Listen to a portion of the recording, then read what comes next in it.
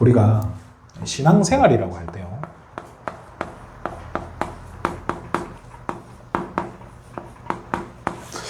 참 우리가 예수 믿기 전에는요, 사실은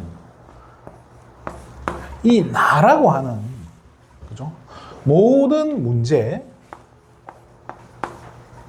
사건, 일, 만남, 결정,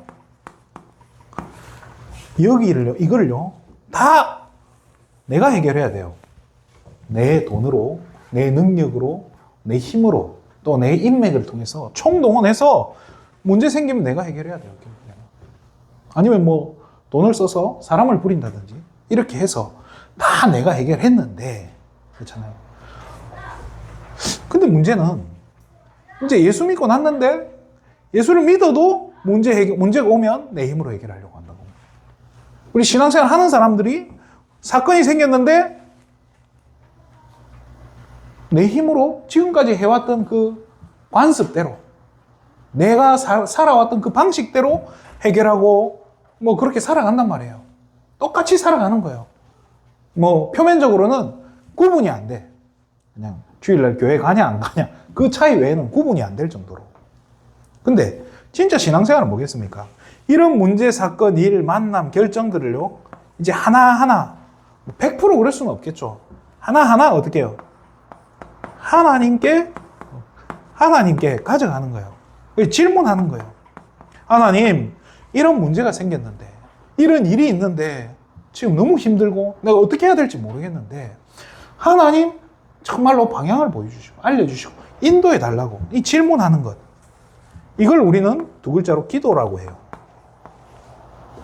그러니까 이제 질문을 한단 말이에요. 그러면서 어디에서 답을 찾죠? 또 기도 실컷 해놓고 내 힘으로 하고 내 방법으로 또 해결하면 이것도 이상하잖아요. 그래서 어디에서 답을 찾냐? 하나님의 뭐예요? 말씀에서 답을 또 찾는 거예요. 이건 주로 대부분 예배 속에서, 그러면 예배와 기도, 사실은 이게 신앙생활이라는 거예요. 그래, 이거를 통해서 뭘 우리는 받아가냐? 이게 하나님께 질문해서 우리 결국에는 이 답을 찾아가는데요. 답을 찾아서 뭐 하는 거예요? 내 계획과 내 능력, 이게 해결이 되는 게 목적이 아니고요.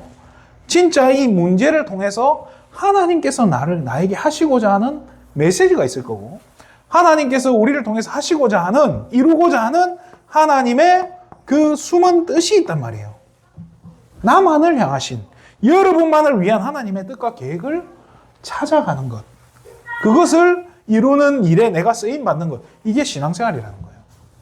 근데 수많은 성도님들이 그런 질문을 해요. 해봤는데, 옛날에 해봤는데 잘 안 되더라. 그래서 안 한다라고 이야기하는 분들이 꽤 많아요. 해결이 안 되고, 해봤는데 내 문제도 해결 안 되고, 내가 질문하고 기도도 하고 막 메시지도 열심히 듣고 했는데 그대로 내 문제는 있고 나는 아직도 이 모양 이 꼴로 살고 있는데, 그래서 나는 더 이상 기도 안 해요. 기도도 안 하고 기대도 안 해요.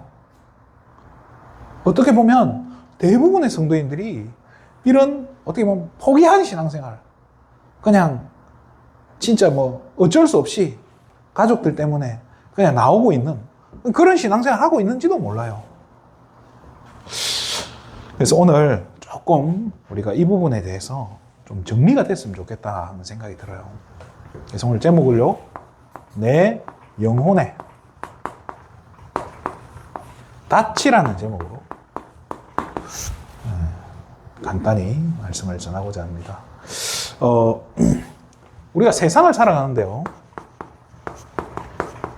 우리 어떻게 살고 있습니까? 대부분 사람들이 살아가는 게요, 성경은 이야기해요. 로마서 3장 23절에 모든 사람이 어때요? 모든 사람이 하나님을 떠나 있다라고 하는 거예요. 의인은 없나니 하나도 없다. 뭐예요? 전부 죄 가운데 있다는 거예요. 이 상태에 지금 살아가고 있는 거예요. 이 상태에서 이게 이제 기본 베이스란 말이에요. 그래서 어떻게 삽니까? 아까 얘기했잖아요. 모든 일을 내가 처리해야 되는 것 같다니까요. 그래서 나 중심으로 사는 거예요. 그리고 물질 중심으로 살아갈 수밖에 없다니까요. 이 땅에 살아가는데 진짜 이렇게 나라도 돈 없는 나라는요 정말 비참해요. 국민들이 비참하다니까요. 그렇잖아요. 그 내가 개인이 돈 없으면요 이 진짜 돈까지 없으면 얼마나 비참한가요 사람이. 그러니까요 돈 없으면 살아갈 수 없는 세상이 돼 있어요. 그리고 우리 어릴 적부터 자식들 왜 공부시키죠? 공부시킨 이유가 있을 거 아닙니까? 이거 아닙니까? 그죠? 성공해라는 거예요. 성공해서 돈 많이 벌어서 우리도 모르게 그렇게 살아간다니까요. 이런 세상에. 그래서 이거는요 나 중심, 물질 중심, 성공 중심은요 여기서 따라 나오는 그죠? 이 본능이에요. 본능적으로 우리가 그리 간다니까요.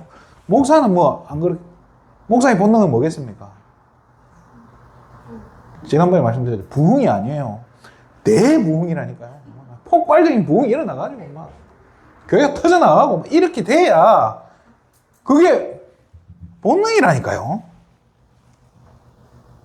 그래서 막 어깨에 좀 힘 좀 주고 다니고 싶고 그게 본능이라니까요.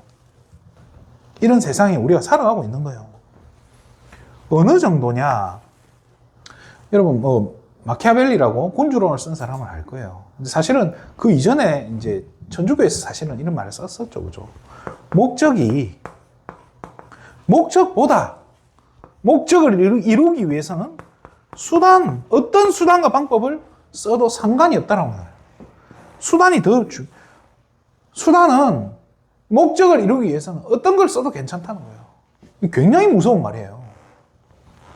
이 생각이요, 이 사고방식에서 뭐가 나오죠? 돈만 벌면 되지. 돈만 주면 살인도 하는 세상이 된 거예요. 내 성공을 위해서라면요, 우리 가족이나 누군가가요, 피해를 보고 아무 상관없다니까요. 여러분 가족들 안 그래요? 그렇잖아요. 막 우리 가족이 사실은 가족이라는 게 사랑으로 이렇게 하나가 되고 뭔가 이렇게 되는 게 구성이 되는 게 그게 기본인데 그렇잖아요. 요즘 가족은 그게 아니에요. 뭔가 결혼도 정략 결혼이라 하잖아요. 자신의 성공과 자기 안녕을 위해서. 그리고 남자가 여자를 보는 기준도 뭐예요? 얼굴 안 봐요. 뭐 보죠? 배경을 보는 거예요. 돈 있냐 없냐. 또 여자는 남자는 뭐 봐요? 얼굴 보나요? 똑같아요. 있냐 없냐. 그거 뭐 지금 그런 시대라니까요. 목적을 이루기 위해서는 어떤 수단과 방법을 써도 괜찮다는 거예요. 그런 세상이라니까요. 결국에는 뭐예요? 이 사단에요, 종로를 타고 있는 세상인 거예요. 세상이 이렇다니까요. 이런 세상에 저와 여러분이 하루하루 살아가고 있다는 거예요. 거기다가 진짜 그런 거예요. 막 이렇게 이 신앙생활이 어렵잖아요. 신앙생활 어려운데 정말로 진짜 하나님만 바라보고 살고 싶은데 그거 잘 안 되잖아요. 거기다가 한 장로님 한 생각해 보세요. 돈 많은 장로님이야. 그래서 교회 헌금도 많이 하고 교회에서 너무 거룩하고 인자한 분인데 회사 사장이에요. 그 회사에 가서 물어보면 직원들 말 물어보면 이게 뭐 삶이 막 엉망진창인 거예요. 칭찬하는 분이 하나도 없어. 근데 교회에서는 뭐예요? 최고 신앙 좋은 신실한 분. 과연 그럼 이건 옳은 겁니까? 이거 좀 이상하잖아요. 그러니까 이런 세상에 살다 보니까요. 뭔가 우리도 기준이 애매모호한 거예요. 교회만 잘 나오면 되냐? 또 무조건 하나님만 돈도 한 번은 거지처럼 돈도 없이 하나님만 바라본다고 막 그러고 있는 그것도 되냐? 여기서요. 이제 이런 부분에 우리 후대들이 갈등하거든요. 그렇잖아요. 우리 엄마는 교회밖에 몰라. 우리 아버지가 했던 말, 입에 달린 말이 뭐였냐면 옆에 내가 밥은 안 하고 맨날 교회만 싸들어 다닌다고. 틀린 말이 아니었거든요. 아니 밥솥 뚜껑을 열어보면 밥이 있어야 될 거 아닙니까?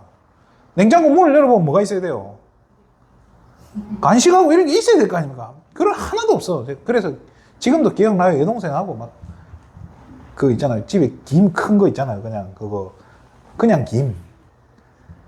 그 옛날에 이제 건어물 장사를 잠깐 해가지고 집에 김이 좀 있었어. 그 김하고 밥 이렇게 얹어가지고, 뭐 김치 그 센 거 길게 잘라가지고 얹어가지고 돌돌 말아서. 우리끼리 동생들하고 저하고 막 셋이서 그래. 자르지도 않고 그냥 한 줄 째로 먹고 해서 맛있더라고요. 그런데 도시락을 싸가면 친구들은 도시락 반찬 뭐 들어있습니까? 그렇죠. 햄, 계란 후라이 하나 들어있으면 말을 안 해. 늘 깍두기만 넣어놔요. 아니, 돈이 없어서 그런 것도 아니고. 쉽게 말해, 진짜 교회밖에 모르는 거예요. 그럼 거기서 오는 제 갈등들. 제가 친구들한테 뭐라고 이야기해야 됩니까? 야, 넌 맨날 김치만 싸우냐? 아니, 할 말이 없는 거예요. 지금 생각해도 부끄럽네. 이런 부분에요. 참 갈등이 오는데. 근데 그럼에도 불구하고, 저와 여러분은요, 하나님을 바라보고 사는 거예요. 신앙생활은. 그럼에도 불구하고 우리가 신앙생활 할 수 있는 근거가 뭘까요? 쉽게 말해, 우리가 믿는 하나님이 어떤 분이냐는 거예요. 이거를 확실히 믿어버리면요, 세상이 아무리 이래도요, 흔들리지 않는 거예요. 진짜 우리가 한때 맨날 뭐만 하면 사단이 어떻고, 사단에게 속아서, 마귀한테 속아서, 맞아요. 언제까지 마귀한테 속을 겁니까? 하나님 자녀가. 하나님의 아들이 나타나신 것은 뭐하러 오셨다고요? 마귀의 일을 멸하러 오셨잖아요. 그 마귀의 일을 아직도 멸 안 하셨어요? 멸하셨잖아요. 그 멸하신 그분이 지금 누구하고 함께 있습니까? 남이랑 있어요? 나랑 있잖아요. 그 하나님이 어떤 분인지를 알아야 된다는 거예요. 오늘 본문 우리 13절에 보면요, 다른 이름이 아니에요. 자기 이름이라고 이야기해요. 그죠? 하나님 자신의 이름. 이게 뭐가요? 보증이라니까요. 자기의 이름으로 맹세를 하는 거예요. 자기 이름을 걸고 한다는 거예요. 우리도 그렇잖아요. 윤석열 대통령이 자기 이름 걸고 저한테 뭐 해줬다. 그럼 제가 얼마나 자부심 가지겠어요? 또 자기 이름 걸고 약속을 했다. 의심하겠어요? 의심 안 하죠. 그죠? 대통령이 약속한 건데 얼마나 이게 신뢰가 되겠어요? 그럼 대통령 말고 여러분의 자녀들하고 여러분 약속할 때 여러분 자녀가 여러분의 약속을 믿어요? 왜 안 믿죠? 안 지키잖아요. 사준다 해놓고 안 사주네. 그렇잖아요. 그런데 그러니까 우리 자녀들이 부모님을 신뢰 안 한단 말이에요. 그런데 하나님은 어떤 분이냐는 거예요. 자기 이름을 걸고 하는데요, 뜻이 변하지 않는다는 거예요. 한 번 약속한 건요, 반드시 지키시는 분이라는 거예요. 하나님께서 자기 입으로 뱉은 그 말씀은요, 변하지 않는 거예요. 반드시 성취될 수밖에 없다는 거예요. 그 18절에 그런 분이요, 하나님이 한 가지 할 수 없는 게 뭐라고 했죠? 거짓말. 하나님은요, 거짓말 못 하시는 분이에요.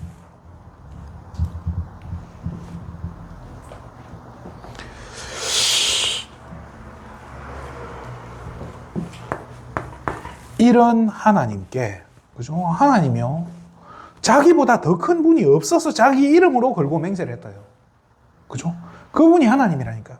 이 하나님은 뜻이 일정하고 변하지 않아요. 반드시 성취되고 거짓말하는 분이 아니에요. 이분이 저와 여러분을 자녀 삼아서 성소에, 그죠? 휘장 안으로 들어갈 수 있게, 그죠? 휘장 안으로 들어갈 수 있게. 뭐예요? 하나님께 직접 갈 수 있게 하나님이 우리를 자녀 삼아 주셨다는 거예요. 그러려고 누구를 보내신 거예요? 대제사장 대신 그리스도를 보내신 거예요. 이게 저와 여러분의 신앙의 근거예요. 그래서 세상이 아무리 이렇게 저와 여러분을 괴롭게 만들어도 진짜 사람들하고요, 진짜 사람들 보면 너무 치사할 때 많지 않아요? 진짜 치사하잖아요. 돈밖에 모르고. 자기 성공을 위해서라면요, 가족도 필요 없어요. 진짜 목적을 이루기 위해서는 진짜 우리를 막, 그죠? 조금 우리가 선하게 해주고 착하게 해주면 그거를 어떻게 이용하죠? 악용한다니까요. 세상이 그래요. 그런 세상에서도 우리가 걱정할 필요 없는 게요, 하나님이요, 저와 여러분을 자녀 삼으셔서 휘장 속으로, 우리가 하나님이 어떤 분인지 알면요, 흔들리지 않는 거예요. 만약에 하나님이 거짓말을 하시고 하나님이 약속이 어그러진다, 그렇다면요, 우리는 하나님을 의심해야 되지만요, 하나님을 의심할 필요가 없는 거예요. 이게 지금 히브리서잖아요. 유대인들에게 하는 이야기라니까요. 유대인들이 그렇게 하나님을 믿는다고 하면서도 이 하나님의 존재에 대해서 의심을 많이 했는지도 몰라요. 그래서 지금 바울이 이 얘기를 하는 것 같아요. 여러분에게 하나님이 어떤 분입니까? 세상 살아가는데 혹시 뭐 조금 도움 받으려고 그렇게 신앙생활 합니까? 그런 분이 아니라니까요. 하나님이 바로 저와 여러분의 닻이다라고 얘기해요. 닻이 뭐예요? 요거예요, 요거. 배에 달려 있는 거 아시죠, 이거? 네. 배에 달려 있는 거. 그 닻이라고 해요. 자, 이 하나님을 내가 믿고 있기 때문에요, 뭘 가질 수 있는 거예요? 소망을 가질 수 있는 거예요. 소망 가진 자가 할 수 있는 게 뭐예요? 인내하는 거예요. 기다리는 거예요. 소망 가지고 세상이 이렇게 악하고 우리를 사기치고 넘어뜨리려고 해도 우리는 소망을 가지고 기다릴 수 있는 거예요. 왜? 하나님이 이 뜻이 변치 않는 하나님께서 지금 살아계시고 지금 우리를 자녀 삼고 함께하고 계시니까요. 괜찮다는 거예요. 하나님의 뜻은 반드시 성취돼요. 문제는 뭐냐? 내가 문제예요. 내가 흔들리잖아요. 흔들리는. 여기서 바울이 닻이라고 표현한 거예요. 닻이 뭡니까? 닻을 내려라 이런 말을 해요. 닻은 이 배에 달려있는 굉장히 무거운 추예요. 그래서 이 닻을 밑으로 이렇게 쭉 내려놓으면요, 위에 바람이 불어도 흔들려도 그 배가 떠내려가지 않게 잡아주는 거예요. 이게 뭘 의미합니까? 본문에 뭐라고 했죠? 튼튼하고 견고하다는 거예요. 자, 바다 위에, 그죠? 수면 위에는요, 바다 위에는 바람도 불고 파도도 와요. 저와 여러분 앞에요, 수많은 문제들이 온다니까요. 파도 같은, 쓰나미 같은 문제들이 온다니까요. 어려움이 오고요. 감당하기 힘들 만큼 우리를 넘어뜨리려고 바람이 분다니까요. 그러나 우리와 함께하고 계신, 저와 여러분을 지키시고 계신 그 하나님께서는 어떤 분이라고요? 이 바닷속 깊숙이 딱 닻을 내려놓고 변하지 않게 이렇게 딱 기다리고 있는 거예요. 지켜주고 있는 거예요. 떠내려가지 않게, 휩쓸리지 않게, 넘어지지 않게 저와 여러분을 붙잡아 주신 분이라는 거예요. 이런 세상에 모든 사람이 사단의 종로로 타고 있는데, 이런 세상에서 넘어지지 않도록 저와 여러분을 지키시는 분이라는 거예요. 여기에 대한 확신 가지셔야 돼요.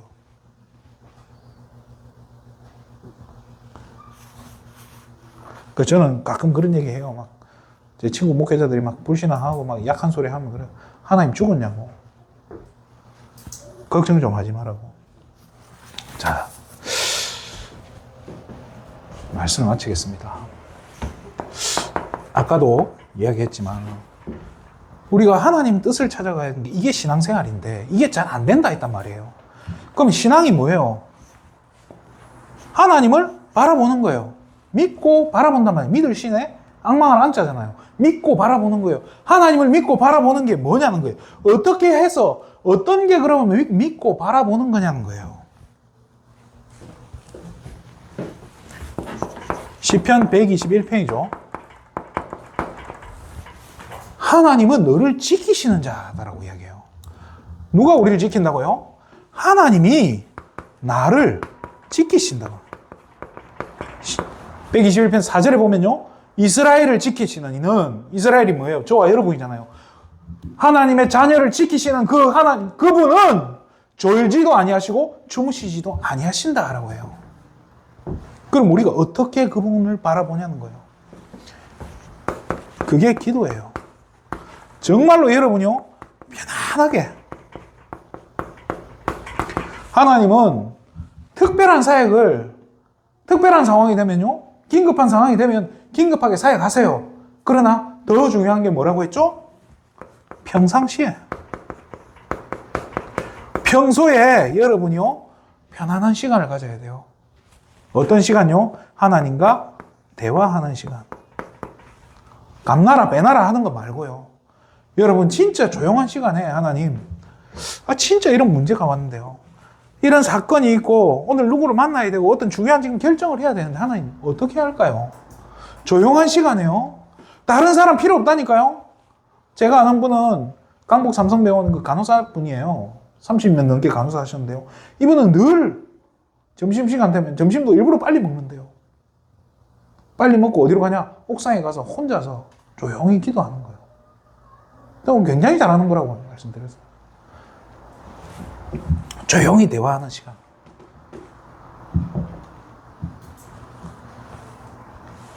진짜 여러분이요. 히브리서 11장 6절에 뭐라고 되어 있습니까? 하나님께 나아가는 자는 반드시 그가 계신 것과 라고 얘기해요. 계시라는 하나님이 살아계심을 일단 믿고 하나님께 가야 될 거 아닙니까?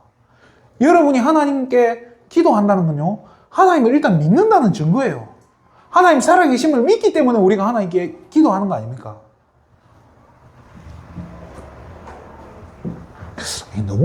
너무 당연한 얘기를 해서, 너무 당연한 얘기잖아요. 근데 이 당연한 거를, 이게 참 잘 안 된다는 생각이 들어요.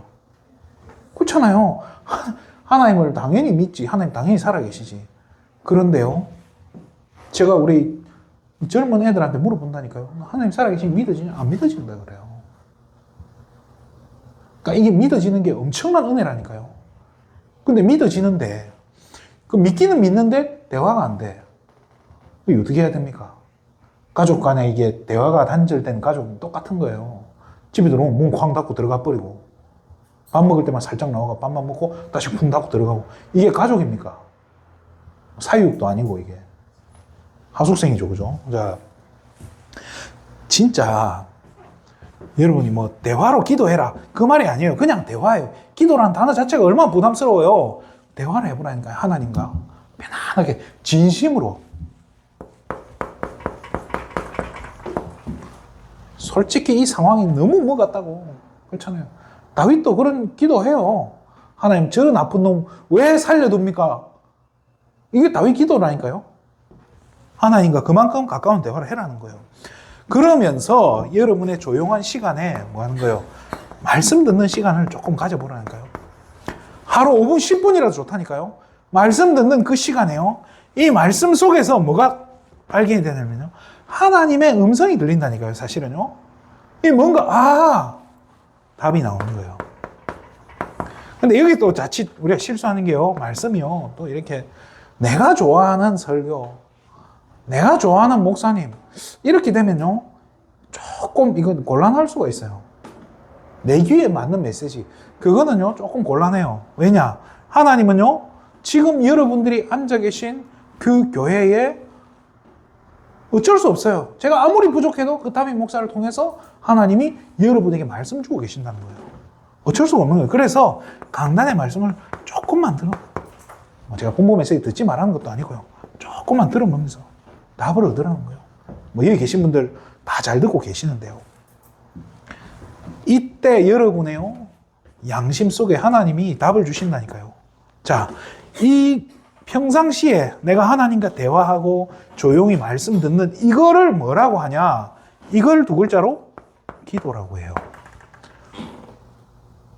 여러분이 생각하는 기도하고 조금 다를 수도 있어요. 기도라는 것은요, 굉장히 포괄적인데요. 여러분이 진짜 조용한 시간에 말씀, 하나님과 대화하는 것도 기도지만은 여러분이 진짜 이 질문을 가지고 이 상황 속에서 여러분 하나님께 대화하면서 그 말씀 한번 들어보라니까요. 그 시간도 기도라는 거예요. 이게 통합되는 게 진짜 기도예요. 자꾸 뭔가 쪼개가지고요. 기도는 무릎 꿇고 뭐 어떻게 해야 되고 이것도 틀린 거예요. 정말로 여러분 편안하게. 이게 뭐냐? 이게 바로 하나님을 바라보는 거예요. 이 기도 시간이 하나님과 대화하는 동행하는 시간이고요. 나와 함께 하시는 그 하나님을 붙잡는 시간이잖아요. 튼튼하고 견고하게 흔들리지 않도록 저와 여러분을 지키시는 그 하나님과 함께 있음을 느끼는 시간이라는 거예요. 진짜 그 하나님께서 저와 여러분 영혼의 닻이라는 사실. 위에는 흔들린다니까요. 우리는 흔들린다니까요. 파도가 계속 오고요. 우리를 넘어뜨려. 파도 오는데 그거 어떻게 견뎌냅니까? 그렇잖아요. 바람이 부르는데 어떻게 견뎌냅니까? 만약에 닻이 없으면요. 태풍 불면 배들은 다 가라앉았겠죠. 닻이 있으니까요. 배가 떠내려가지 않는 거예요. 하나님이요. 저와 여러분이 떠내려가지 않도록 붙들고 계신 거예요. 그래서 다윗이 이걸 깨닫고 수많은 시편을 통해서 이걸 계속 찬양으로 표현하잖아요. 하나님 나의 견고한 반석이다. 그렇잖아요. 반석이 뭡니까? 흔들리지 않는 거예요. 그렇잖아요. 뭐 이렇게 어떤 뭐 스님이 뭐 갈대를 쳐다보라고 뭐가 보이냐? 흔들리는 갈대가 보인다. 갈대가 흔들리는 게 아니고 네 마음이 흔들리는 거더라고. 그렇잖아요. 우리가 흔들리는 건 나지. 하나님은 흔들리지 않아요. 하나님은 뜻이 변하지도 않으시고 하나님 거짓말도 안 하신다니까요.